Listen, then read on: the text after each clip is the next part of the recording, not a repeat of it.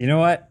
Let's just skip the colorful intro because nothing I say can get a bigger pop than what today's guest gets with a slight thrust of his hips. We're talking what is wrestling on this dong-style bowl of dude soup. Demonetized immediately. Dong? No, I don't think dong's dong. fine. Dong's, it's like a surname in Asian countries. Right? Yeah. Hey everybody, thank you for joining us for this episode of Dude Soup.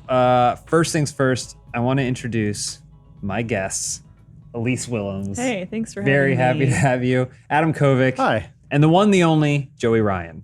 Thanks for having me. No, thank you. Thank you very much for coming. We're going to get into... I love doing podcasts, so I know. It was really my favorite thing in the world. Fun when you were supposed to come in today and then tweeted out that you were like, man, if only I could just consolidate all these podcasts and not have to do any of them. But I did mention that you guys met my quota for podcasts, which is having more followers than me. Yeah, So, but not for long. yeah. No. Thank you very much for joining us. Real quick, just a little housekeeping. I want to just mention Arizona Circle, episode 3 is up right now if you're watching the VOD of this. It is up, available to watch on Rooster Teeth First. If you don't have Rooster Teeth First, you can still go to roosterteeth.com and watch episode 2, which it will be free after a 7-day window. We encourage you to go check out that show, get a free trial, check it out. No one wants to wait 7 days. Come on. I also want to shout out our sponsors this week, Honey. You can get Honey for free at joinhoney.com/dude, stamps.com. Use code DUDE to claim your special offer today, and getquip.com/dude right now to get a free refill on your Quip Pack toothbrush. One of the best toothbrushes I ever used. Joey, Hey. I am genuinely excited to have you here today. I can tell. I am a Yeah, I fan. can tell, too. They were making fun of me this morning because they were like, "Are you nervous because Joey's coming in?" And I was like, "No." And then I went back to watching your doc, quietly whispering to myself. I'm a big fan of just what you do, Thank you. but then I'm also a big fan of who you are and what you do as well. Okay. I don't have a question. Let's see what this guy has to say. I've seen you wrestle a couple times, but Yeah. for those who've never had the honor, how would you describe your wrestling persona? Man. The persona is... So when I started wrestling, like, and every new wrestler kind of does this. They're like, oh, let me look at what's popular now, and let me try to like emulate that or become. If I want to be successful, I have to follow these certain rules or steps, which I did for a little while, and then after a while, I was like, you know what, this is dumb. I can do whatever I want. It's a blank canvas. I can paint whatever picture I want. So I decided to be a wrestler when I fell in love with wrestling, and I have 3 older brothers, so I started watching wrestling pretty young in the 80s. So I wanted to be an 80s wrestler. So I grew my chest hair out and I grew the mustache out. And, I picked Magnum PI because he was like the coolest 80s figure I could think of. So that's why I got the floral print. And then, so that's how the look of the persona came up. But the attitude is more based off people's reactions to seeing that nowadays. Because what was cool in the 80s, if you see that in today's world, comes off sleazy. So the look is based off 80s cool, but the attitude and the persona is based off like people's reactions to it. It's like people don't realize, like, what for you, the first time you were like, yeah, I'm going to be like an 80s persona person, and then people came out and not necessarily booed you, but were like, who's this skis ball? Yeah. Were you surprised by that? Were you like, oh, that's interesting? It was such a long time ago when I started doing it. Were you angling to be a heel? Initially, I was a heel. You were? Okay. Yeah. And I still kind of wrestle like a heel, but it's become kind of endearing, so people cheer for it. Yeah. But it was, and it gets heel reactions when I need it to, but it was just I didn't really have a plan. I just was like, let me do this and see how it goes. So you were like, have said that you've been in love with wrestling since like you were a kid, right? Like you started watching when you were really young. Yeah. Was there ever a point where you were like, I'm going to go down a different career path, or did you maintain it through high school? And no, I when I got so I watched it a lot when I was a kid, and then when I got a little bit older, like early teens, I kind of fell out of it for a little while, and then the Attitude Era popped up while I was in high school, and I became cool again. So I started watching again. And I had friends that were into it too because it was very popular at the time. And so after high school, we all started going to college, and I was pretty aimless in college, just undeclared, just not knowing what I wanted to do. And then one of my friends was, hey, like I found this wrestling school. Do you want to? I want to do it, but I don't want to do it alone. Can you come with me? Wow. And I did. Yeah, and yeah. then that's the rest. It stuck. The rest of my life. What happened to your friend? Is he? Who's he wrestling for now? He wrestled for about a year and then he quit. Wrestling takes its toll on your body, and some people's bodies aren't really meant to be beat up so much. So, I mean, he had passion for it and he tried his best, but he was just injured all the time. And so he was like, I can't just keep being injured all the time. Is there like a special gene or like a family heritage? Like if you had a family of farmers, are you destined to be a better wrestler or something Like like a that? density gene. Yeah. Yeah, I don't know. I mean, my family bleeds a lot, like if we cut a little bit. So it's the inbreeding. Yeah. So I don't know if we're right for it. Yeah. I don't know. My brief, especially comparatively brief interaction with wrestling school was like, you can be tough, like you can take a bump and you can be like, oh, that didn't hurt my back. What killed me was the fact that I was getting headaches. Like just the bumping wasn't hurting the parts of me that was supposed to be hurt. The places where the bruises were, those are fine. It was just like I had these killer headaches from just throwing myself around, and also kind of just the way the exercise of it works, because people forget that it is an aerobic exercise, running back and forth and hitting the ropes and then throwing yourself or being thrown. It like is exhausting. Yeah. So something about the combination of like, it's like if a race car driver was supposed to do, 2 laps and then crash into a wall, like, and that was the race. Yeah. It's like, that's how it kind of felt. And something about that was like really jarring. And the other guys who I was training with were saying like, oh yeah, well you just do it. And then 6 months you forget that your head hurts anymore. Yeah. I don't know if that's how it felt for you. I mean, but you do build up a tolerance and endurance to it. I mean, same as you would like if you're an NFL player, it's not normal to get hit, full contact from another person, but after a while you just kind of get used to it and your body bounces right back from it. Yeah. It's conditioning. It's conditioning for sure. Definitely conditioning. I mean, you've been doing it for a really long time because what is that? Almost 20 years. Almost 20, yeah. That's a really long time. And I mean, you may disagree, but you feel like you're in pretty good shape. You don't have a limp. There's a lot of wrestlers who don't make it as far as you have. Yeah. As healthy as you appear to be. Yeah, I've really only had one major injury, and luckily I was able to avoid surgery on it. So, I've been pretty blessed. Mm-hmm. I also think. Oh, you can say something? I said it's an off-kilter question, so I can wait. Well, let me just follow up and say, because like I've been watching you. We talked about it earlier, but I've been watching you since, I don't know, Pro Wrestling Gorilla, like probably like 2013 or something like that. Like I would go to Rosita and I would see those shows, and there's a lot of people there. There's a lot of indie guys who are trying to make a name for themselves. I think by the time I was going there, you had already done that in that arena, because I remember you getting a very big pop, you and Candace getting a huge pop when you came out, and you were into that character. You knew exactly what it was and everything. But it feels like you've been maintaining like that certain momentum, but even more recently you had an injury with your hand, right? Was that like a year? You strained your hand. I watched you wrestle maybe like 8 months ago, where all you could do was thumb wrestle. Oh, that was the injury I'm talking about. Oh, okay. I had a pec tear. Okay. Yeah. So when that happened actually about a year ago this week. Actually, definitely a year ago this week. I have a micro tears in my like pec where my shoulder and chest connect, and at first they told me I was gonna have to have surgery and stuff. So when I was waiting out the MRI results and the X-ray results or whatever, I didn't want to cancel all these books, especially because like a lot of them were international. Like a lot of them were I went to Australia and I went to France, and those tickets had already been purchased and you can't get refunds for them. And part of my value to them is also the meet and greet, which I could do. Yeah. So, but I wanted to do something on the show too. So I was like, well, what can I do? And at the time, it kind of came up because Cody Rhodes was had a knee injury, and he was also on the Australian tour, but he still went even though he couldn't wrestle on it. So we just I think one night we did a staring contest. The next night we did a thumb wrestle. The next night we did like Rochambeau and just.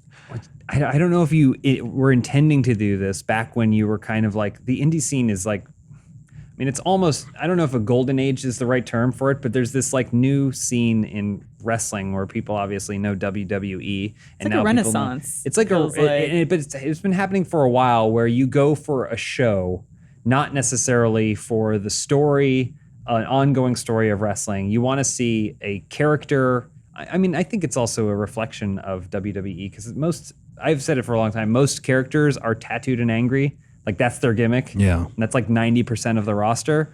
And now you can go to these indie shows and see characters again, which for the people who grew up in the 80s and 90s and love that stuff is like where it was. This sort of ties into my question a little bit. Okay, go for it. Because you think of musicians who look back at a certain era of music and they think like, man, I wish that I had been playing music in the 70s or whatever. Do you ever look back and think like, I wish I was wrestling during the Attitude Era or 70s Memphis wrestling or like something? Well, maybe the Attitude Era only because people were getting $1 million contracts just to be kept off the other one's roster. So it seemed like a lot easier to get lucrative work back then. Yeah. But no, I mean, I'm pretty happy with. I mean, obviously the independent scene is booming the last few years. And for the first 15 years I was wrestling, it was just kind of like scraping by, and then it kind of boomed, and now it's done me well. And so I think of like the younger guys like the MJFs of the world who are 22 or 23, and they're just like they're being flown all over the world. They're on national television, and I'm like, oh, when I started, when I was 22, there was not this avenue. Yeah. But I mean, it's not. I can't really hold any animosity towards them, or I can't really be begrudged what era I'm in. So, you just got to be positive. And, luckily, like I said, I've been blessed with a lot of work, and, and I guess I've been kind of seen as influential in the independent wrestling boom, which is still kind of mind blowing to me. But a lot of people give, people like me and Colt Cabana and the Young Bucks, credit for like, staying independent and making, being your own boss and making your own individual work without a company backing. So, that's pretty cool. So I kind of appreciate being in this era because of that. Yeah. I definitely think it. Yeah, I understand what you're saying with the whole Midnight in Paris. Like you romanticize a different era. You romanticize the past. You know? It is cool though, like the world that you're in. And I mean, for me, you are definitely an icon of this era of indie wrestling. I think part of it is you have a tendency to go viral. You're really good at embracing social media to not only like further your brand, but I think like further, because like I said, an indie show is mostly you're just there for that wrestling show, and then you don't think about it, and I was going to ask you don't have about to carry that, things over as much. I've only been to a handful of wrestling like indie shows that James has said Elise can't make it. Can you come in her place? And I'm sure I could be your wife for the night. But there usually isn't like the story, the WWE level, or back in the WWF, like the ongoing story going on. But it seems to carry over from Twitter. Is that sort of is that what it is now, where like the storyline is online and then you go to the show to see the fight? I don't know. I'm asking the question because I'm sort of an outsider in this world. Well, there's no like manual to like how to incorporate social media into your wrestling, but so it's just a lot of times it's just people kind of either the company has asked them to push this match or this angle, or they take it upon themselves because they want to get the hype themselves. But there definitely is a lot more social media influence in it now, especially because everything's so easy and direct, and people can do promos in their house instead of at a studio, and it's just so social media has changed the way that wrestling is presented. And then things like the Young Bucks YouTube show, Being the Elite, like a lot of the angles they do or they did at the time were from a YouTube show. So you kind of had to watch the YouTube show to understand what was happening. Gotcha. So it's just people experimenting and seeing what sticks. Because there's been YouTube shows that don't catch on and nobody's following, so you can't really parlay them into wrestling shows. But so just like a lot of trial and error as far as social media goes. Gotcha. Because like we went to the Lucha Baboom show around Halloween, and you came out with Valkyrie. Yeah. I was like, this is an awesome duo. Is there a story going on here? I don't know. And like it really was just like, let's just get in there and go at it. I'm like, that's fine too. I'm kind of more into the spectacle of the moves and everything else. Like I don't really need the story, but I'm guessing like when you work a show like that, are they telling you like this is the story we're working with, or they're like, just do your thing? I think we've also seen you wrestle opposite each other Yeah. too. Yeah. So then, like, do you don't worry about like now we're fighting each other this week? Now because people are pretty smart and savvy to like separate promotional like boundaries of who's your friend here and who's not your friend here. So I mean, the wrestling fan nowadays is a lot smarter to the business side of wrestling, and so like at least I attempt not to like insult their intelligence by pretending something is happening that isn't really happening, because I think that when I need them to play along, they'll play along because they grasp what I'm doing. So I don't really feel like the need to fool them. Yeah. Which I think is part of why my fan base likes me so much, is that I'm not trying to like convince them of something that's not real. You're not condescending or anything. Yeah. It feels like wrestling fans are pretty lucky in that they have this choose your own level of involvement kind of. That's where we're at with it. So if they just want to go, if they're an Adam and they just want to go to a show and they want to see a big guy wrestle a big girl or whatever it is, right? What else you got? Anything. What else is on the menu today? A small, short person versus a tall person. Is he dressed like a pinata? Yeah, he's dressed like in. a pinata. So do if it. you want to see that, you'll go do that, and that may be the end of your experience. But I feel like other wrestling fans who want that can then go find you on social media, or they can go watch a YouTube show, or they can see, how, not that there is a rivalry there, but they can go and be like, oh, it's interesting. I do want to see what it would be like to see Taya Valkyrie and you wrestle each other as opposed to be on the same team. And they can kind of create their own narrative, if that makes sense. Yeah. As opposed to, say, 90s era Monday Night Raw, where you spend 6 months getting Kane hinted at. Yeah. Right. Then you're like, okay, we're gonna watch a match now. Wait, the lights are down, and now we're gonna see Undertaker do a promo for 5 minutes about his brother and the revenge and stuff like that. Paul Bearer mostly. Paul Bearer, Yeah, yeah. the promo. Well, Paul Bearer promoting for Kane, Yeah. but then my favorite is I don't know if this is maybe an obscure reference, but during that whole saga, there was a moment where Undertaker was really upset by what Paul Bearer was doing, and he cut a promo in a locker room that had like purple lights and stuff on it. And I swear it's 25 minutes long, and really he had no long. script. He's just making it up. There's like 5 points where he goes, oh. And I'm like, that's kind of out of character for Undertaker. But they were killing that time, and they were cramming that story down your throat because I think they really wanted Kane to pop when he came out. Yeah. Like, this feel man's gonna run for office one day. Yeah. So we need to sell him now. I feel like that still happens kind of in WWE, but I feel like in indie, like we don't have time for that. We got matches to wrestle. Yeah, because there's no, I mean, if you're not doing weekly shows, it's kind of hard because wrestling's supposed to be, the story part of it is supposed to be like soap opera, so you want to follow along. So like following along a story monthly isn't as easy. Plus, when you're at a live show, you don't want to watch people talk. Yeah. You want to see them. You want to see more action. So there's like a little bit less in between, or a little bit less talking. But I mean, some independent wrestling places do storylines, and some of them are pretty successful. But for the most part, it's just the action they want. Mm-hmm. It seems like it's for you. Maybe are you more interested in just like, what is my kind of character identity, and then putting that character? So for those of you who aren't aware, you have a pretty not specific approach to wrestling, but maybe a unique approach. It feels like it's maybe more about the spectacle of the narrative. Your signature move being an opponent. Well, you come out with a lollipop, The mustache. which is part of it. Mustache ride, which you don't use that much anymore. No, but Candace uses it. yeah, but Excuse me. that's okay. Candace uses it at NXT now. Yeah. Do you feel like you can't use it anymore? She's still your mustache. No, ride? no, because it didn't really fit with what I was like. I had more important character stuff to do, Yeah. and that just like every now and then I'll bring it out if I need something. But I have other stuff I can do now. And Candace, excuse me, I'm a little phlegmy here.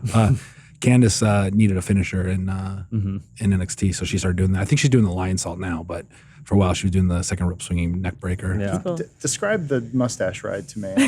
I'm enticed. Second rope swinging neck breaker. Person goes into the corner, and they both go up into the second rope. And, Okay. It's also a very elaborate setup, so it's Yeah, kind no, of hard to hit out of nowhere. Yeah. In one of the weirdest twists of of fate and coincidence. A friend of ours who she lives in Miami and runs a gaming website had never been to a wrestling show in her life or watched one. Like She sat in the seat not too long ago. sat in the seat not too long ago. I think a few weeks after we saw you at bar, she just went to like one of your shows in Miami with some friends. Never been to a wrestling show. Never been to a in my wrestling life. show. And you gave her the lollipop. And so she like messages me. She's like, oh, I went to this wrestling show and yeah, this guy, this wrestling, he's great. He gave me, I got the lollipop that he gives out. And I was like, wait, hold up a second. Like, did you see Joey Ryan wrestle? And she's like, yeah. And I was like, what? And she posted the video on Twitter and everything. But it's you can't escape. What makes you the now. lollipop special? Is it just from a bag, a clean bag? Well, this one was from your mouth. yeah. This was not This a is the one- mid-match Oh, yeah. This is lollipop. my Yeah. entrance. My entrance. Yeah, this is the lollipop. entrance lollipop. But there How is do a, you there is a decide which mid-match lollipop. goes in your trunks. Well, it depends on where it's going to end up. Yeah, I think that. Well, I think that's again. I'm gushing and I'm trying to be not Be professional. be as professional as possible. Embarrass But I think us. one of the things that I really love about what you do for the sport is that same friend messaged me, knowing that I'm a wrestling fan, and said, I think I love wrestling now. And her reaction was purely based off the experience that you provided, which Yeah. was she always had this perception of like big dudes just grappling with each other and like yelling into a camera and stuff. But you provided an alternative perspective that was still very much wrestling, Yeah. but was something that she could just enjoy like purely. Yeah. I don't know how much of that was like your intended goal from where you started with your, Magnum PI character, but I mean, it's all a work in progress. Just like what catches on and what doesn't. You keep stuff, you get rid of other stuff, and then, the what's about like that friend of yours that went and saw the show. Like my audience tends to be very casual wrestling fans. I mean, I have some hardcore wrestling fans, and it's great, but I think the people that like me they're not the ones that like live and die by wrestling. They don't take it like I'm very divisive on line. Like you'll see a lot of hate for me, and you'll see a lot of love for me. Really? Yeah. Who's hating? Who's doing the hating? I don't know. So Name but it. it's, Give me it's- names. it's people that think, wrestling should be serious and wrestling. okay. It's a sport. That And is- you're You should be focused on the technical and not the Yeah, like not you the, shouldn't- the spectacle. yeah, or the technical, not the and which is fine. But like my audience tends to like watch the show, and then like you mentioned earlier, they go home and they don't participate in Twitter. So like Brian Cage even said to me, I see a lot of negative about you online, but at live shows I never see it. So a lot of the negative are like people who don't go to modern day wrestling, or they don't really follow what I do. So they're just, oh, he does this and it's insulting to the business. And so I hate him. But It's sort of like a passive hater. I guess we get some of that too, Yeah. where it's much easier to go online and go, you suck, but then it's a lot more work to drive somewhere, pay to go to the show, wait for the person to go up, wrestle, and then go, you suck. It's just like, by the time you have 2 beers in you, so it's like, you're probably just going to enjoy yourself. So Yeah. you're probably not, if you want to devote that much energy into hating something, I don't think there's a lot of people like that. They're Sounds willing like- to go that far. It sounds like there's a level of gatekeeping there too, where it's now the stuff that you're doing appeals to, sounds like more of a mainstream audience too. So a lot of the hardcore fans are like, no, this is ours. We don't want it, It's getting to those people. We never actually got into it, but other than the mustache ride, I would say the move that's most synonymous with you is the dick flip. yes, So the narrative for your character, I don't know if you would care to explain it. Probably you can do it better than I can. But you have an indestructible dick. Yes. Not only is it indestructible, meaning low blows, things like that are more likely to hurt your opponent than it's going to hurt you. yeah, But it can grab back and then wrench on the opponent, ultimately flipping them after they got a flip or their arm's test gonna of break. strength. Yeah. So, which is like, some people are like, that's too far. Yeah, But to me, there's no difference between being able to enjoy that and then being able to enjoy counting to 10 while someone's being held in a vertical suplex. right. Like, suplexes don't work. Like, that's not how it works. Right. They're working together to provide an exciting There is- climactic I feel- experience. I feel I feel bad because I always point this one out, and it's not that I hate the Irish whip, but like, like that's like nothing I do is as unbelievable as throwing somebody at the ropes and having them bounce and run back towards you. Yeah. So I mean, I don't think what I do is any, in context, isn't of what I've established is any more ridiculous than that. Yeah, we're showing clips right now as the trailer for your documentary. This is wrestling, and it follows you over a pretty good amount of time. And Yeah, how long were the crews with you? Maybe a year and a half. Oh wow. but there's a good amount that like sets up like where you came from and your experiences before you settled into the character that you are now, right? But one of my favorite moments is you're talking with Mick Foley, who is considered a legend of wrestling. And he's like, wait, so people are upset with you about what? He's like, what about the time I went into the hospital with a gun and threatened Vince McMahon until his heart stopped? And like, you know, he's like, I don't think that was quite the story they did with him, but no, he mentioned like, you know, he went to the hospital to visit when Vince McMahon, who was on a heart monitor for a bruised ankle, and like you know, like he said he pinned the Rock under pallets of beer kegs. Mm-hmm. So you know, he just like, wrestling is stupid, and every over single the top. time even without like Sacco, every single time he did the mandible claw, it's like you have Jim Ross screaming at the audience. Like, there's a nerve that runs beneath the tongue and would press just so, you know. Dumping someone's corpse out of a casket or like any other shit that's I think there was happened. And you mentioned this earlier about like the resurgence of the spectacle. I think when like MMA hit its stride of popularity, wrestling was like, okay, we have to make ourselves more realistic. So less gimmicks, more real names, more straight, just technical wrestling. And then after a while, people were like, well, I don't watch wrestling to see what I see on MMA. I watch wrestling to see over the top. So what I've done, and you know, it doesn't work for everybody. And some people can do like a worked shoot fight great, and they're awesome at it. But I try to take what wrestling has that MMA doesn't have, and that's being worked. It's being a show.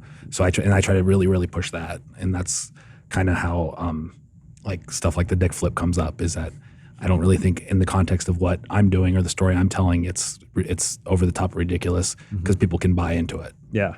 Yeah, I don't know. It's weird. It feels like there's so many pathways to creating that kind of like there are some wrestlers, Ricochet, for example, who will showcase his ability as a wrestler and to get people excited by doing 4 flips over the top rope into the crowd. But there's still a person waiting there to catch him. Probably landing on his feet. Like just do some sort of amazing acrobatic, thing. But it doesn't make me believe anymore that it's a real fight. Like that's not what it's trying to achieve. No.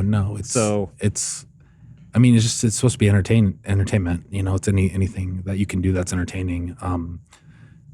Works if you can reach an audience with it. Like I can't do any flips, but the guys who do flips well, that's what they use to entertain. You know, you do over the top rope. You have been known to go over the top rope once or twice. That's like a half flip. Yeah, I guess when I'm forced to. Yeah. Was it at the Lucha show? Were you the one doing like the nonstop back and forth? Yeah. I remember that was like, those are one of those moments where you watch it and go, oh, wrestling doesn't have to be all serious. You can have fun with it. It was, I forget exactly what happened, but I was caught in a loop and I couldn't stop running. And they're just like, and there he goes. He won't stop. It's just like, it looks tiring. That's my favorite stuff. All of that stuff adds up to like what I think is just a really fun experience.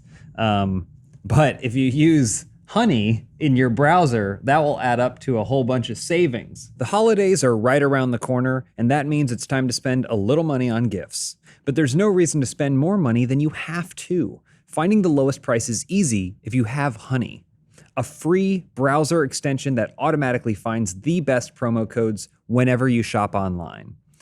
Don't hope that you're getting a good deal on a pair of jeans. Use Honey like I did to save 20% on a sale that I didn't even know was happening.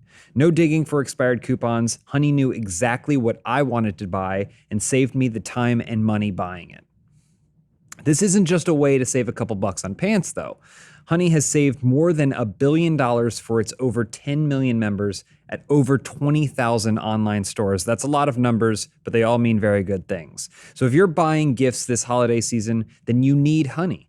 If you're not, you probably know someone who does. So do them a solid and tell them about Honey. Honey can help make sure that you're getting the best price for whatever you're buying.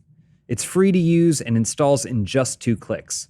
So get Honey for free at joinhoney.com/dude. That's DUDE. That's joinhoney.com/dude. So you were talking about wrestlers is there anyone that like you aspired to be? You mentioned Magna PI, but like wrestlers that when you were growing up, you're like, that's my guy. I figured we could go around. Maybe Adam won't have it so much, but I wanted us to compare our favorite wrestlers. Andre. Just to He is see. an amazing Andre the Don't Giant. make me do it. I make him do it for everyone. I have a wrestler who I did love, so you go to me last. Okay. I'm just curious if there's anyone that stands out in your head. I'm seeing the video now. It's me and Nixon Newell, who's Tegan Knox now in NXT. This was a fun one. This is You guys are wrestling on Legos? Legos. No. Yeah. That's so good. That's Well, you such just a good did this gimmick. again recently, didn't you? Right? But Yeah. like we're. Yeah. Anyway, this is why I'm such a fan. Yeah. Because I think you understand what gets people excited about wrestling, Well- and then you subvert it to still make it fun. It's like a weird postmodern wrestling. So instead of thumbtacks Yeah. or nails, it's Legos. Legos. I think those are actually Yeah. gummy bears that I just threw her on. Okay. Oh, The, that's the great. Legos are on the other side of the ring. Oh yeah. There they Oh, are. okay. And like Very nice of you. before the podcast, we were talking about like specifically you wrestling women, especially with like the dick grab and everything or the dong grab. Yeah. And because I had a friend that had seen one of your shows and was like, oh, like this is a lot. And I was like, well, you knew Joey Ryan's name before he came out, but you didn't necessarily know a lot of these women that are wrestling. Like he's putting them over, he's giving them a spot, he's you guys are arranging the matches and they're winning, and these women are getting catapulted to success too. And I think that's really, really cool. Well, I mean, it only works if we work with each other and we Yeah. help each other out. So, the more stars we can create, the better the wrestling world will be. Yeah. Yeah. We were talking earlier. And speaking of stars, go for it. because I totally jumped past your question earlier. Oh, when okay, yeah. Oh, see, yeah, I sorry. would try to segue back Yeah, to yeah. stars. Okay. Nice. As a kid, so I guess as a kid, Hulk Hogan and Ricky Steamboat and the British Bulldogs. And then maybe when I got a little bit older, Shawn Michaels Okay. and Chris Jericho. So those would be my favorites. It's so interesting because Shawn Michaels kind of straddles it, but like you went from like babyface Yeah. to heel. Well, that's like the difference between being like a child and then being like adolescent. Yeah. Like you start to see, oh, these guys are cool. I think these guys are fun. They're not like the good guy. Yeah. So I think that's just an age thing. One of my favorite things is when a heel is so good at being a heel that everyone loves him. Yeah. He was late in the game, but like The Rock is like a wrestler that I perpetually admire because he could be a face and he could come out and talk about how much he loved that city and he would get a huge pop, or he could come out and talk about how much the city stunk and how much he loves I love the corporate Rock when he was doing corporate elbow and stuff, and then people are booing but they're also still cheering for him, Yeah. and his merch is flying off the shelves more than ever before. Yeah. I always admired that. Do you have? I mean, I loved anybody that was like big on spectacle. So like Papa Shango, Yokozuna, Undertaker, I obviously loved. I loved Shawn Michaels when he was like the Heartbreak Kid. I liked Razor Ramon. I liked anybody that was like just ridiculous. Giant Gonzalez and his whole thing with the Undertaker. Like I anytime that there was like a casket match, I was way into it. I just liked anything that was ridiculous. I loved the Hearts. Canada Pride. I loved the entire Heart, the extended, like even getting into like Jim the Anvil Neidhart. I liked British Bulldog. I liked anytime they were all doing stuff. You got to pick one though. In terms of- Imagine I they're in a loved- Royal Rumble. I and loved only Luna- one man is standing. I loved Luna Vachon, and I think Luna Vachon doesn't get remembered in the way that she deserves to be. Like I don't know who that is. You don't. Her father was it Maurice Vachon? What was his name? Mad Dog. Sean. Yeah, Mad Dog Vachon. but I don't remember. I think his name's Maurice, but he was a French Canadian She was wrestler. a She was his daughter. terrifying woman wrestler. It was like Luna Vachon in China. I feel like were the well, even Luna Vachon predated China by she like did 10 yeah. years or something. But she was his daughter, and she Gotcha. her side of her head was shaved, and she had like a. I don't know if she was a tattoo or makeup, but like in the side, and she was always. It's just you wanted to see Luna Vachon because she was so out there. Gotcha. And that's why I love stuff like you're doing and your peers are doing. Like that's the kind of wrestling that when I was a little kid, I'm like, oh, I really enjoyed this. We had no censorship in my house. So I was like 4 years old watching wrestling every Saturday at noon. But that's what I love and like going to these shows. I'm all about the spectacle. And Andre the Giant, you can do your impression? No. Do it after. I liked Sting because I thought he was the Crow. I love Sting. Yeah. I was like, that's what Brandon Lee is doing. Yeah. No, but actually after, as a kid, I hated Ric Flair because his whole persona, I was just like, what a dirty, dirty man. What a gross stain. Oh, but then I watched that documentary. I'm like, he's the greatest wrestler of all time. My God. He was like, the reason that we would watch like WCW. Oh, yeah. When Ric Flair was in it. Pre-NWO. Yeah. But his whole thing of just the whole like, I'm rich and F all you. And I'm like, he's a bad man. I don't like that guy. Like something about him looks gross. He looks sweaty. He looks greasy. You've seen the clip of him with his loafers, right? Yes. So good. $1,000 shoes. I grew up in LA, so we didn't really have WCW until the Monday Night Wars, really, or at least, if it wasn't big. It was we were very much a WWF town or city. Or territory. So I didn't really get to see much of Ric Flair's stuff until until the Attitude Era stuff. And then when I went back and looked when I was trained to be a wrestler and I wanted to like study old tapes and stuff, I got to see a lot of his stuff. And that's when I was like, okay, he's the greatest of all time.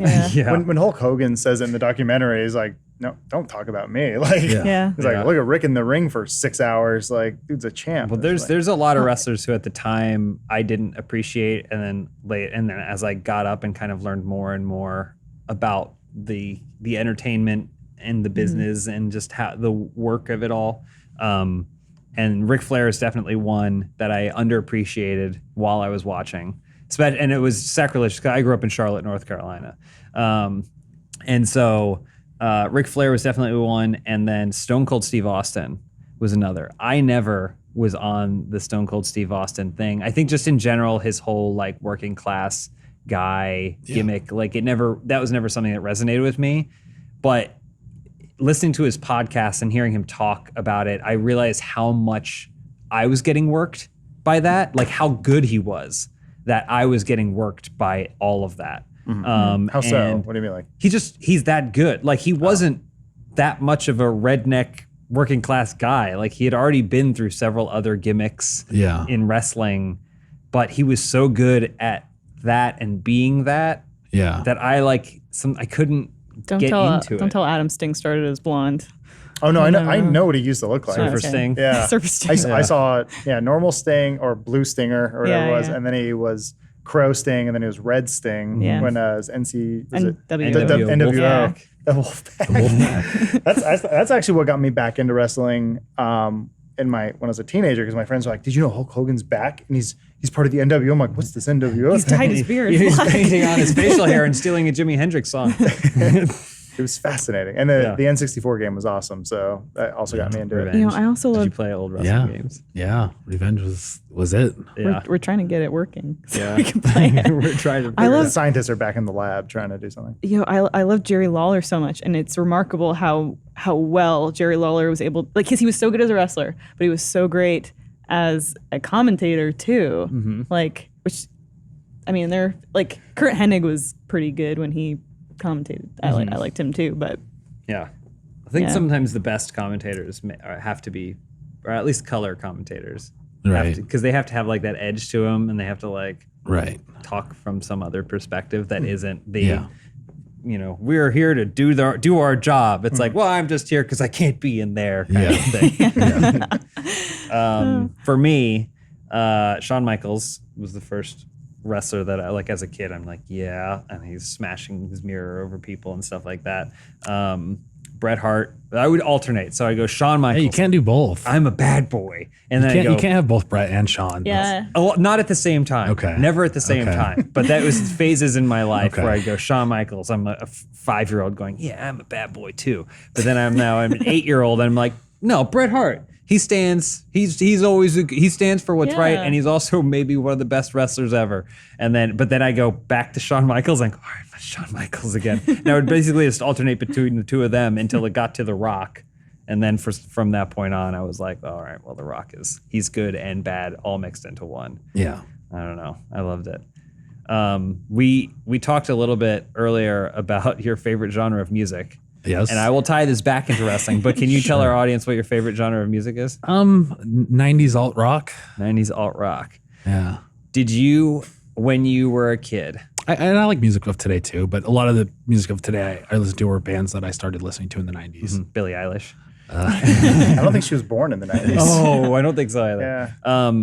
But was there a song that you listened to as a kid or teen or anywhere in between that you were like, oh, this would be my wrestling theme song? Oh. Did you have one? Because I know what he always comes out to. Yeah. It's a great song. Yes. Yeah. Yeah. Like, many fathers have picked up many strippers to that song. Well, it wasn't. I guess not growing up. I wasn't like, okay, this would be my entrance music. But when I did, before I was doing the Pina Colada song, I was using EMF Unbelievable, which is Oh, that's great. Yeah, unbelievable. yeah, Okay, yeah. which is like early 90s. Yeah. So that's what I would use before that, but Pina Colada song just kind of fit the personality better. Yeah. Unbelievable almost feels a little like self-aware. Pina Yeah. Colada song, Yeah. you think it's cool. Yeah. Like you're like, Yeah. yeah, when I'm not doing this, I'm at Margaritaville, you know?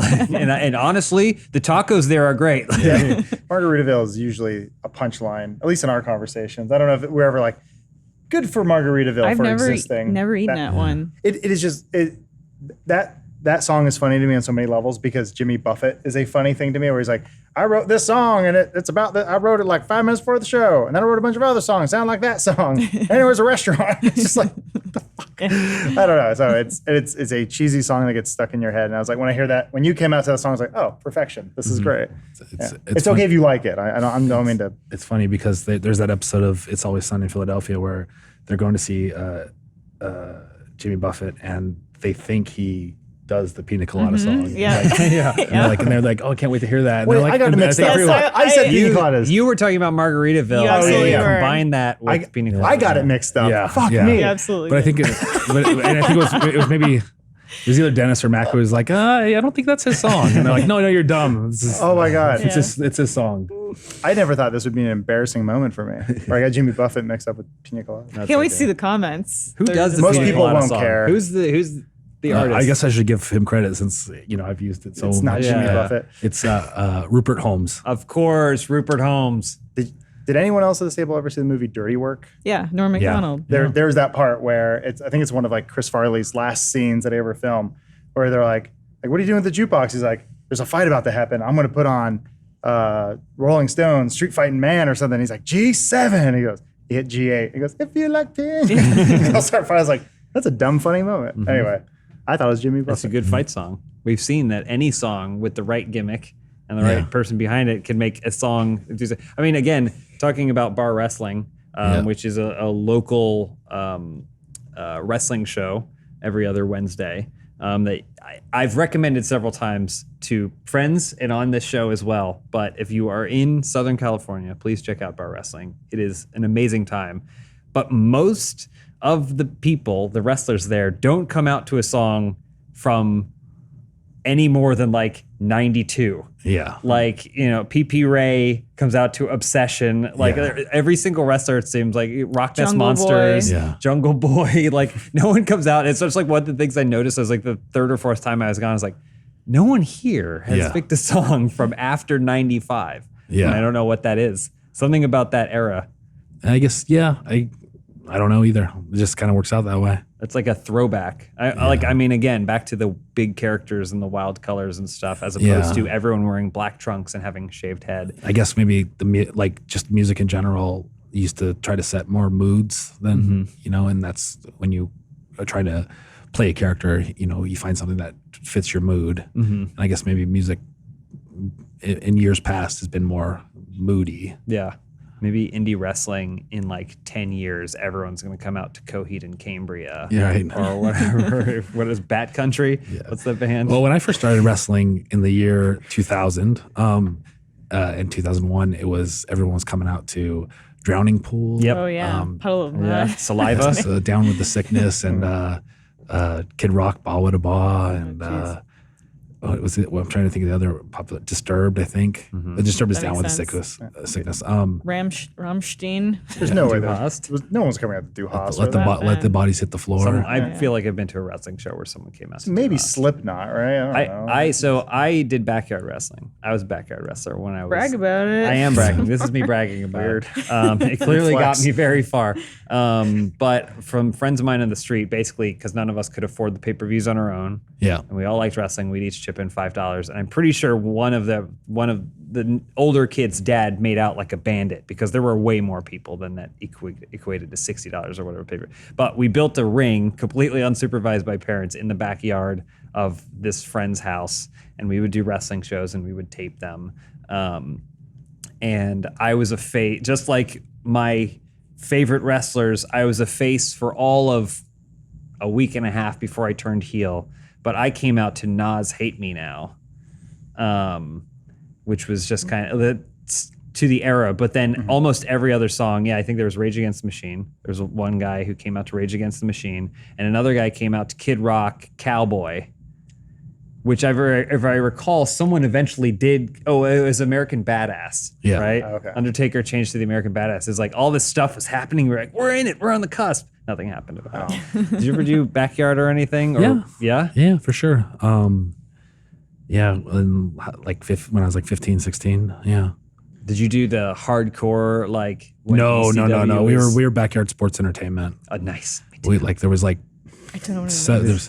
there was like Their date is going well. That's all I know. there's six or seven of us, and we all had multiple characters that we changed, and it would just be like we would do these angles and these promos, and then we'd wrestle for like 2 minutes, and then we'd go change and be different people. Yep. Yeah.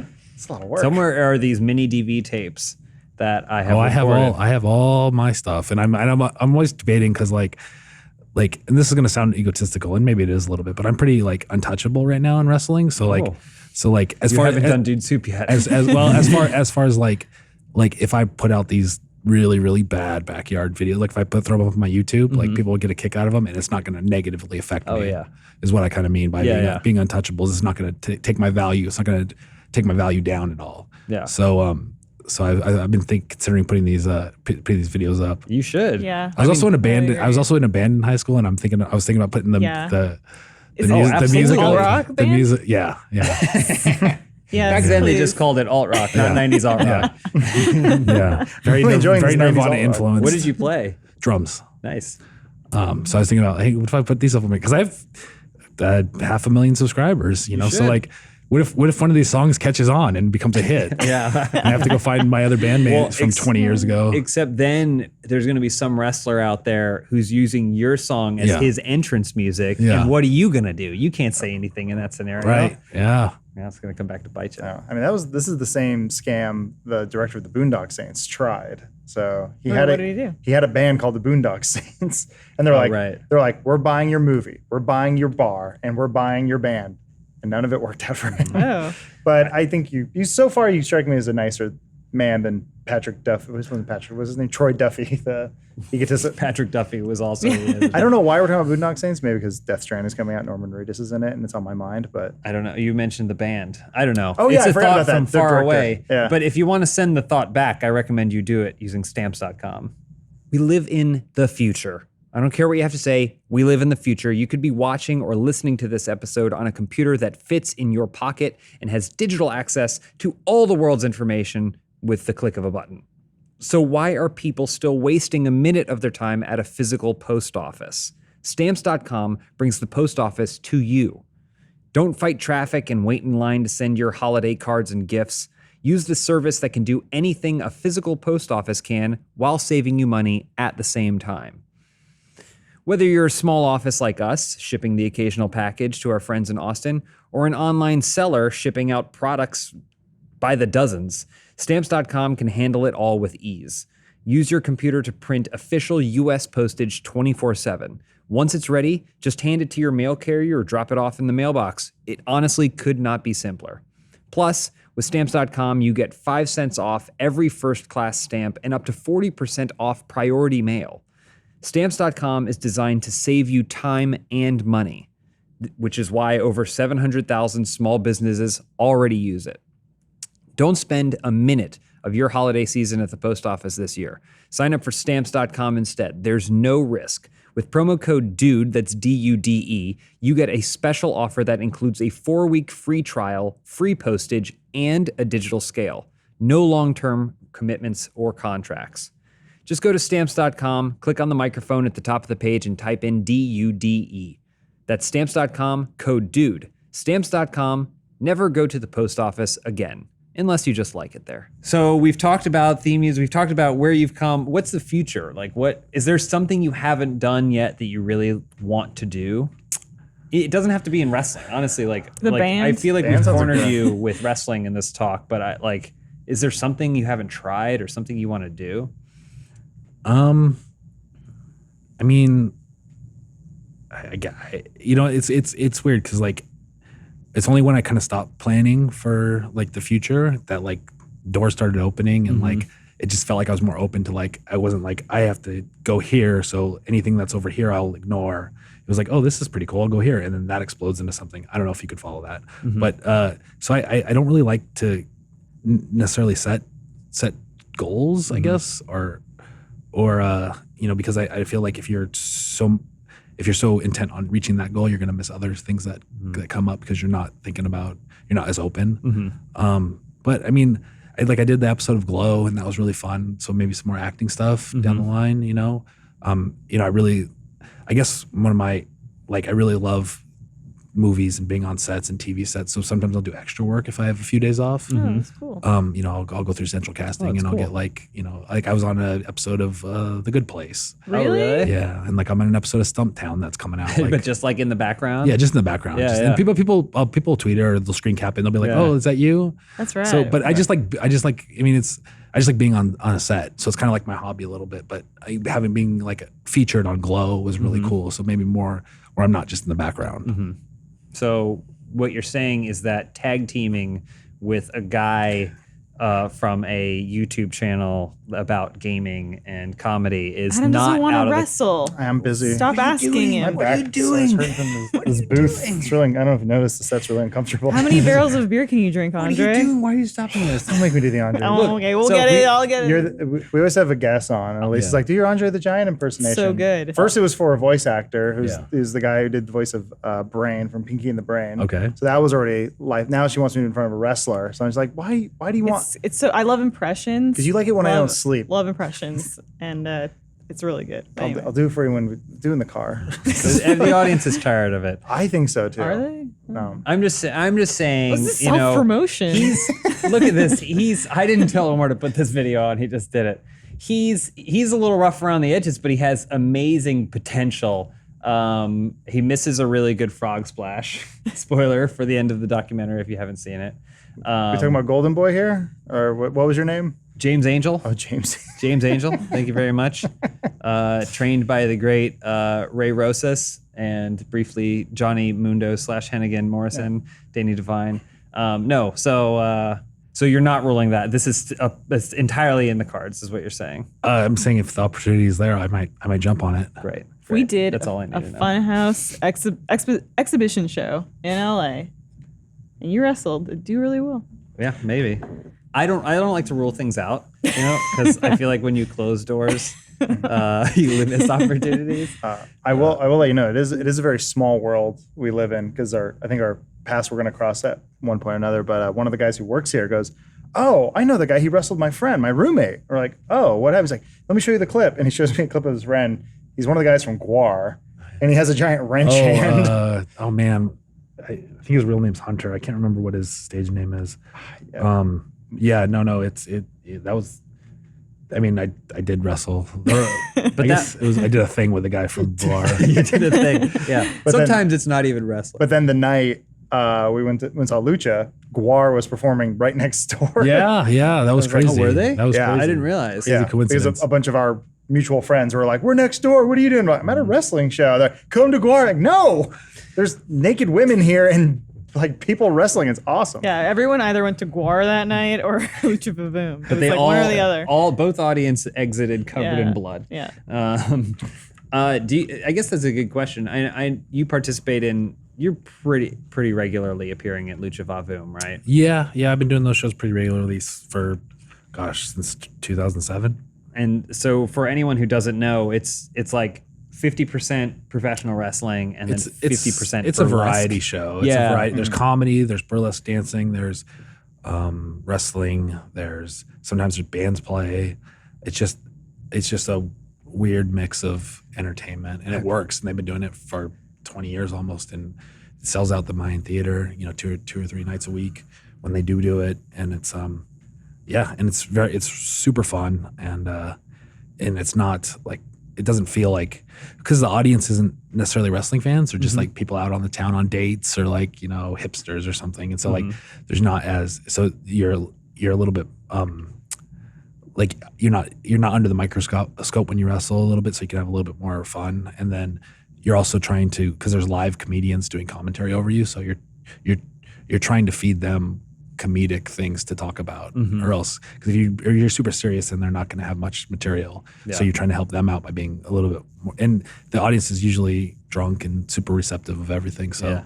I was, when I was there this year, I was like, I feel like this could be a whole like subgenre of live entertainment that could just like splinter. Like, again, the Juggalos were there first. yeah, With most things, yes. Violent J and Shaggy Two Dope were like wrestling plus music is the future. But I wonder, like, not to bite off Lucha Vavoom's chunk, but if there's a world where there's a whole bunch of traveling things and it combines all these mediums and art forms in a lot of ways. I mean, you compared wrestling to figure skating earlier, and I completely agree. It's a shared partnership spectacle kind of thing. How much though of a wrestling, like your typical wrestling night, is planned versus like improv? it depends on who it is and what we're doing, and what people are good at. Usually, for me, you plan like key moments or like turnarounds of change of momentum, and then the ending. But and then the rest you just kind of improvise out there, because it's like a dance. You know the moves. You don't really need to like be walked through them beforehand. So for me, typically it's maybe a beginning and an end with like a couple of momentum shifts in between that are planned out, and then the rest is improvised.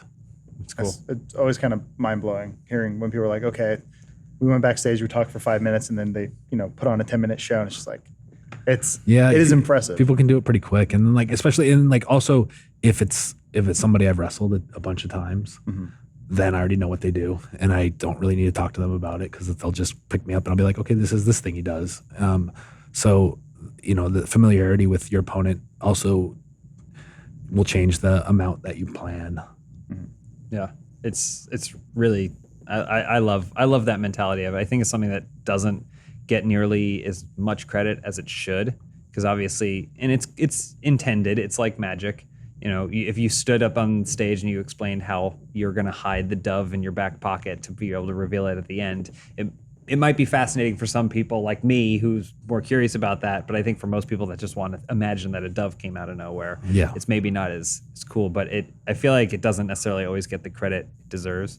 I think your documentary, watching it, does a really good job not pulling back the full curtain, but also the sequence where you and Mick Foley are kind of like going over how he's going to handle the dick flip and stuff. It's like fun little insights without giving it all away. Yeah. So I don't know. I've been fascinated with wrestling, and again, I got a pretty good drop kick. So if you ever need, Those are two brags. He's got one left. I know. one left. Well, I'd love to brag about how clean my teeth are, thanks to my Quip toothbrush. You have to brush your teeth. Quip wanted me to act a little bit more coy with my intro, but I'm just going to tell you honestly, you have to brush your teeth. So why not make it as convenient, painless, and effective as possible with Quip? Quip is an electronic toothbrush that ditches the razzle-dazzle for unbridled efficiency using sonic vibrations to maximize your brushing while staying gentle enough for sensitive gums. A built-in 2-minute timer pulses every 30 seconds to remind you to switch sides and keep your whole mouth clean. Quip includes a multi-use cover that works as a stand, mounts to your mirror, and protects your brush when you're on the go. Never worry about wearing out your toothbrush again because Quip brush heads are automatically delivered on a dentist-recommended schedule every 3 months for just $5. If you got kids, establishing a healthy dental routine is important, and Quip's new child-sized brushes make it easier than ever. I genuinely love my Quip toothbrush. It feels like I'm getting a heavy-duty clean in a very simple, compact, and affordable design. At this point, not brushing is more difficult, and that's what I appreciate about Quip the most. It's perfect for getting back into a routine. Quip starts at just $25, and if you go to getquip.com/dude, that's D-U-D-E, right now, you can get your first refill pack for free. That's your first refill pack for free at getquip.com/dude. Well, Joey, it has been a pleasure talking with you. We're not going to let you leave just yet. No? Because there's a segment, I've referred to it as segment, I think it's more of a show, actually, that happens within this show. You're familiar with the film Cats coming out this December. Yes. Yeah. I'm looking forward to it. Me too. Yeah, Me too. So right? this is going to be great Right? for you. Yeah. Would you wrestle one of the actors from Cats in the Absolutely. cat Because it costume? would go viral. It absolutely would. Do you think it would be, are you like, would you wrestle Rum Tum Tugger? Or more of a... Ooh. Mr. Mistopheles? Yeah, I'd probably sit and weigh the pros and cons. Yeah.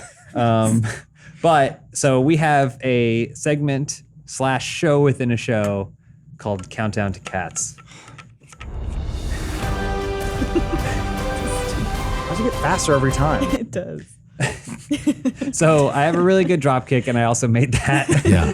If you're just curious, Right. where I fit in at all. It's a quiz show. I have a bunch of questions that I prepared, and then you guys have the opportunity to answer those questions. And then but it's a learning thing. You're not supposed to know the answer. You're not supposed to know all the answers, but it's so you can learn. So that way, on December 20th, when the movie comes out, we'll all be prepared to experience it together. So let's start with the first question here. So, just this is the last question, if I recall. You started at 10. That's okay. There's 10 of these things? You're not getting out of here until 6 o'clock. All right, let's try that again one more time. Let's start with question number 1. Oh, he's playing the intro again. Yeah, there we go. Okay, here we go. And so I broadened it. Normally it's specifically about the musical. Yeah. But I'm broadening it to being just about cats kind of in general and some of the musical. So first question is, cats specifically have a remarkable ability to heal themselves quickly using what unconventional method? Not licking, because everyone knows cats lick wounds. So anyone have a guess here? Just by sleeping, I guess. Sleeping. I was thinking sleeping. Sleeping. Sleeping, probably. Sleeping. The most obvious. Correct answer.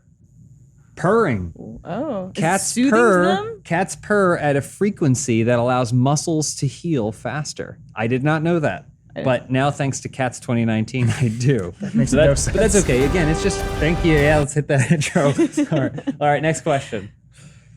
The oldest living cat on record, it's just a little out there, lived to what age? It's not that cat. That's just a picture of a cat. So I think I know this one. It was 31 years old. 31 years old. I think. Yeah. I have no idea. No idea. I'd Okay. say 23. 23. Correct answer is 38 Oh my God. years old. I don't know if I'll live to That's an old cat. That cat's older than Old Deuteronomy, one of the names of the characters from Cats the Musical. Thank you. You may for be coming. wondering how we know all the names of the characters from the Cats musical. We don't know. None of us have seen it. Except he keeps saying them every week. I'm just trying to educate, okay? I'm just trying to share my craft, kind of with the world. All right, next question. All right, so this is a Cats. What actor recently defended the look of the film Cats 2019 by stating, "They're not real cats. They're people playing cats." Is it Taylor Swift? Taylor Swift, Idris Elba. Idris Elba. I don't know. Let's see. Judi Dench is in it. What's his name? James Corden That's is in Jennifer it. Hudson. But that does sound like something I would say about wrestling. Yeah, it's true. Maybe you said it. Yeah. Okay, let's correct answer. Sir Ian McKellen, Or he's in it. who portrays. Old Deuteronomy? No, I don't know. He portrays, AKA Gus the theater cat, is the character he's playing. I hate this. So It's every week. It's I mean, this torture. is a compliment. I feel like, you're talking about acting. Would you appear in Cats? And if so, which cat would you appear as? I don't know all the characters' names, but Well, you that's know what this one? is for. That's Yeah. exactly what this is for. Let's go. Let's keep moving on. All right. A group of cats is referred to as a what? It's a litter. later. yeah, right? Litter? Wouldn't it be a litter? Litter? Well, is that litter for kittens or would it be a Oh. litter that's cats? Space. I guess, yeah, it might. It's a gang. A gang of cats? I don't know. You know, like Litter, gang, Pack. a pack Oh, of cats. okay. That's a good guess. Correct answer? A clouder. You're making these the up. obvious one. The obvious one. obvious No, one. that's just That's true. that's just a mix of clam chowder. No, Clam, no. I clouder. checked mental floss. These are all true. All right. Next question. We're moving along. Which famous historical figure is credited with inventing the cat door? Sir Isaac Newton. No, Thomas Edison. Thomas Edison? Edgar Allan Poe. Edgar Allan Poe? I don't know. Okay. Andre the Giant. Andre the Giant. Good guess. The correct answer, Sir Isaac Newton. No way. Oh, I switched to Thomas Edison. Sir Isaac Newton. We're counting that. No, We're I counting changed that. my answer. She's gotten two. She's the only one who's No, accidentally I gotten changed two. my answer. Too bad. It's Thomas We're counting it. Edison. Next question. Name this cat. This is a picture of a cat from the musical. What is this character's name? Oh God, I forgot. Bumbaroo. I don't It's know. not. It's a new one. So if you don't, if you're trying to think of an old one, just give up and say you don't know. I don't know. I don't know. And all right, no, He's so- Elise. Bumbaroo. Bumbaroo. Correct answer. Macavity. Now I would have accepted another answer as well. The Napoleon of crime. This is so fucking stupid. I hate this game. And this So he was a new addition. He's like an expansion pack. No, he's in it. Oh, He's in gotcha. it. I thought he just add to the cast because no one cares. How's he new then? He's not new. What do You you mean? said he's new. We haven't talked. we about haven't him. talked about him before. Oh, we haven't done okay. our homework on I get this. it. So I do this at the end, so that way I couldn't have done it at the beginning, and then you would have left. Yeah. That's basically. I got you. All right, next question. Oh, here we go. Oh. Three-time world karate champion and former professional wrestler Ernest Miller often referred to himself as the greatest. What other nickname was synonymous with cat? The cat. him? The cat? The cat? Old Deuteronomy. Old Deuteronomy, correct answer? Ernest the Okay. Cat Miller. Oh, wow. See? I got one. I got We one. got it. All right, next question. Oh, nice. Yeah, we can celebrate. Celebrate. There we go. All right, next question. We all know and love Gus the Theater Cat, but what is his actual name? Ian McKellen? No, Wait, not no. the actor. Ian, Gus the theatrical Yeah, my cat. answer is Ian McKellen. Okay. So wait, and I've never seen cats. So Yeah. do the cats choose their own names? Like they have like pet names where they're like, no, that is not my name. My name is Gus the Theater Cat. Gus the Theater Cat does have Like a pet name. a pet name. Okay, I would say Mittens. Close. I no idea. No idea, Elise. Just say Boots. What's I Ian don't- McKellen? I don't know. Gus the cat. He added the theater himself. Okay, correct answer. Asparagus. That's real. That's real. Don't close this. I'm not controlling it. Omar's controlling it. All right, I think this is our last question. Okay, cats develop the ability to meow for what purpose? It's a trick question. There is no purpose. Oh, I thought it was to communicate with humans. Oh, it's that. Mm. Probably that. To eat. To eat, okay. To find food, to communicate with humans, and no purpose. Correct answer? To communicate with humans. I guess they don't actually talk to each other. You're on Well, the okay, board. so that our follow-up question. God damn. How do cats communicate with each other? Body movement. Telekinesis. Telekinesis. Purring. Purring. Correct answer? Through song and dance, Cats in Theaters, December 20th, 2019. This isn't a sponsorship. It's not. I just do this because I'm a sociopath. Well, that's the end. That's the end of our episode. Joey, thank you for tolerating that. I genuinely appreciate it. No problem. No problem. You're welcome to come back. I won't be offended if you don't. But it's been a real pleasure having you on the show. Honestly, like, I'm a big fan. Well, thank you. And I Thank love you. talking wrestling. And Can I plug some stuff? Yes, absolutely, please do. So I'm on Impact Wrestling now, which is on Access TV every Tuesday night at 8:00. And tonight, is most people going to watch this today? Some people watch this today. It'll probably go Thursday. live 2 days from now. Okay, well, then you're going to be late on it. But tonight I'm wrestling Ken Shamrock. And then there's Bar Wrestling, which, as you mentioned earlier, we've already plugged. And then you can find me on social media at Joey Ryan Online on Twitter or at Joey Ryan on Instagram. On Twitter, there's a singer-songwriter, Joey Ryan, who beat me to at Joey Ryan. But You should use his entrance. You should use a song he wrote Right. as your entrance. right, people have told me they've listened to it because they've stumbled upon it through me, and they're like, it's pretty good. Oh, Now that's that you've good. talked about making music, people are going to think Yeah, that that's your right, music. right. And then my Pro Wrestling Tees store is prowrestlingtees.com/Joey Ryan if you want to support. And you just a new shirt came out today. You're New shirt. mentioning. Yeah, the world's most dangerous manhood, which is in reference to the Ken Shamrock match, which will be on Impact Wrestling on Access TV Tuesday nights at 8. Cool. Great. That's all. Thank you so much for Yeah, coming thank in. you. Honestly, if you ever want to come back, just let us know. If you don't, we understand. If you want to come back and play an old school wrestling game with If us, you want to too. do it, yeah, you're totally welcome if you're in the area. I know you're a busy guy. Otherwise, I know I'll be seeing you at Bar Wrestling. I love that show. Yeah. It's a great show. There's a show tomorrow, but if people are seeing this Thursday, they're not going to know. Yeah. We will continue to shout it out and Okay. let people know. There's another one on November 21st in Baldwin Park, and then tomorrow's in LA, the Baldwin Park November 21st, and then LA again on December 4th. Okay. Cool. Yeah. So thank you very much for coming in. Please find Joey, follow Joey, and thank you for having us. This is a great Well, conversation. thank you for having me. No, I appreciate it. I genuinely appreciate it. Thank you all for watching, and we'll see you next time. Roll the cats thing one more time. There we go. yeah. There we go. So they're going to say at the end, don't forget Cats is in theaters.